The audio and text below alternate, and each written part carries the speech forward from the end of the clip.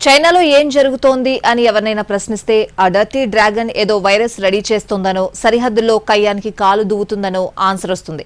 అంతేనా, ఇండస్ట్రియలిస్టులు మంత్రులు కనిపించడం లేదు అనే సమాధానం కూడా వినిపిస్తోంది. మరి మిస్సింగ్ల వెనుక మిస్టరీ ఏంటి?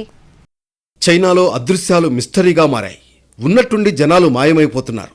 నిన్న మొన్నటి వరకు కనిపించిన అధికారులు మంత్రులు సడన్ గా అదృశ్యమవుతున్నారు.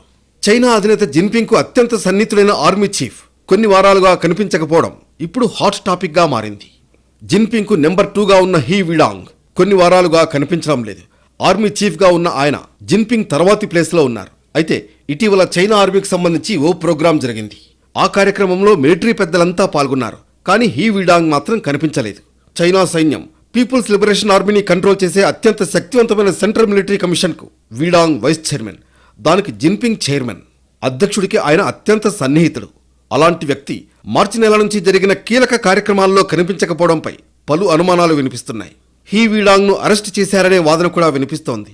చైనా సైనిక సమాచారాన్ని లీక్ చేశారనే ఆరోపణలపై వీడాంగ్ తో పాటు కొంతమంది అధికారుల్ని అదుపులోకి తీసుకుని ఉంటారా అనే అనుమానాలు కూడా వినిపిస్తున్నాయి. ఇప్పుడు హీ వీడాంగ్ కనిపించడం లేదు. కానీ గతంలో చైనా విదేశాంగ మంత్రి, రక్షణ మంత్రిగా పనిచేసిన వాళ్లు కూడా సడన్ గా అదృశ్యమయ్యారు.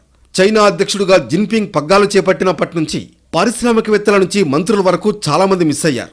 కీలకమైన అధికారిక సమావేశాల్లో అకస్మాత్తుగా వారు కనిపించకపోవడం కామన్ గా మారిపోయింది. ఇదే క్రమంలో జిన్పింగ్ నెంబర్ 2 అయిన హీ వీడాంగ్ ఇటీవలి కాలంలో జరిగిన కీలక కార్యక్రమాల్లో కనిపించకపోవడం హాట్ టాపిక్ గా మారింది.